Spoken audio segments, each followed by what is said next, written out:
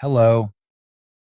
My mother-in-law, Betsy, gave a speech that humiliated me during her 50th birthday party, so I cut her off. Now my husband's family is irate. A few weeks ago, Betsy asked me to plan her birthday party, and I was overjoyed. She had never liked me, so I saw this as me finally receiving the acceptance I had been craving. I put my all into the planning, even covering the cost myself. On the day of the party, Betsy started her speech by thanking me for organizing the event, a skill I learned at my last job before I got fired for indecent conduct with my boss. My heart dropped as she exposed my past. She unprompted told everyone that my boss fired me because I allegedly tried to wiggle my way into a promotion by flirting with a married man, and my boss didn't appreciate that, so he had to let me go. The real reason she told everyone such a twisted story, I will explain. Betsy has always hated me for a specific, and in my opinion, very stupid reason. I am a working woman with a career. Everyone on my husband's side of the family is extremely traditional, believing the man earns money while the woman stays home to look after the house and kids. Even if, like me, you are not against this way of life, but happen to divert from it, my husband's family will dislike you. This is what happened to me, and throughout all the years that my husband Tom and I have been together, none of the women in the family have accepted me, ever making me feel outcast and crappy about myself at times.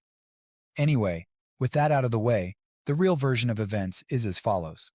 Luckily, Tom knows about this because it was one of the worst things that ever happened to me.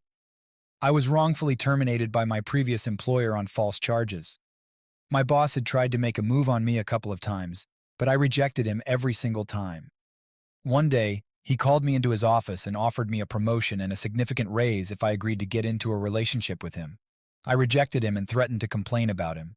He twisted the story and had me fired. I filed a lawsuit against him, but he offered me a large amount of hush money as long as I signed an NDA and never talked about the incident in public again. Unfortunately, I took him up on that offer because I was struggling financially and couldn't afford to lose out on the kind of money he was offering. So he got to tell his side of the story, and everyone believed I was the one who tried to make a move on him for a raise. It was humiliating to hear Betsy talk about such a well-guarded secret in front of so many people. Practically Tom's entire family and some of his friends and Betsy's friends. She made a mockery out of the worst thing that had ever happened to me, something I'm still struggling to forget. I stormed out of the venue with tears in my eyes, without even waiting for her to end her speech. I didn't wait for Tom to follow me. I was halfway home in my car when Tom called me and told me to come back to the party. I said no at first, but he insisted, so I headed back. When I got there, the place was practically empty, apart from a couple of our friends and a few relatives who had always been nice to me. Betsy wasn't there, and neither were any of his other family members, which was surprising because it was supposed to be Betsy's birthday party. Tom told me he had kicked them all out and would explain later. For now, he just wanted me to enjoy the party because I had worked hard on it and spent a lot of money. I tried to talk to him about what happened, but he told me to forget about it and enjoy the evening. We went on with the evening and actually had a nice time. When we got home, I asked Tom what happened after I left. He told me that Betsy ended the speech with a dig at me about how I was immoral and unethical just because I was a working woman and not a stay-at-home wife. She insinuated that I had probably tried to do this more than once, but that was the only time I was caught. She also disregarded all my hard work over the past couple of years. Tom felt disgusted by what she said, so he told his mother to leave. When a couple of other people protested, he told them the party had been paid for and organized by me, so if they didn't like me, they were free to leave.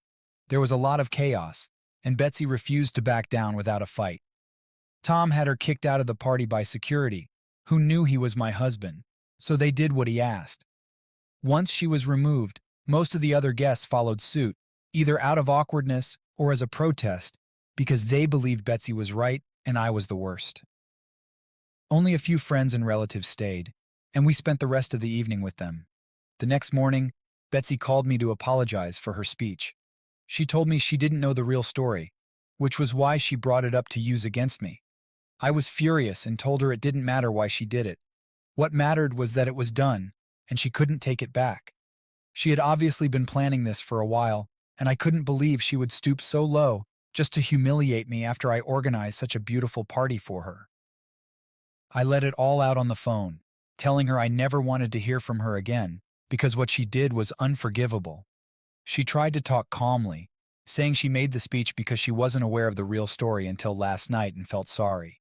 But the story wasn't even the problem. Even if it had been true, she had no right to talk about it in front of so many people and try to humiliate me. What hurt was that her intention had been to make me look bad all along. I told her I wasn't interested in her apology because it was too late. She had already shown me her true colors. She tried to say something, but I hung up before she could finish. She texted me, saying she was sorry and wanted me to forgive her because she felt terrible. I texted back, saying she should feel terrible for quite some time until I started feeling better. After that, she told me I was taking this too far, and there wasn't anything else she could do apart from apologize. I didn't reply. A couple of hours later, Tom came home, and I discussed this with him. He told me I could choose to forgive his mother whenever I was okay with it, and there was no pressure on me. I could even choose not to forgive her, and that would still be okay. But I don't think his other relatives feel the same way. His father and sister texted me, saying I needed to accept Betsy's apology because she had been miserable the entire day. Update 1. Betsy has been apologizing and sending messages almost every day, letting me know she is sorry and means her apology. I feel bad for ignoring it, but I know I don't need to forgive her just because she's sorry. I managed to find out how Betsy got to know about the incident at my first workplace. I did some digging on social media and saw that Betsy was hanging out with a woman who looked familiar. She was one of my ex-coworkers' mothers. I wasn't close with that coworker, and I'm guessing she believed my boss's version of the story and told others. Betsy met her at a nephew's wedding a couple of weeks ago, explaining why she found out about this recently. As for how she got to know the real version of the story, I asked Tom if he told his mom, and he confessed he had. He wanted to make sure I received an apology, since he thought it was partly his fault for not intervening before. Update 2.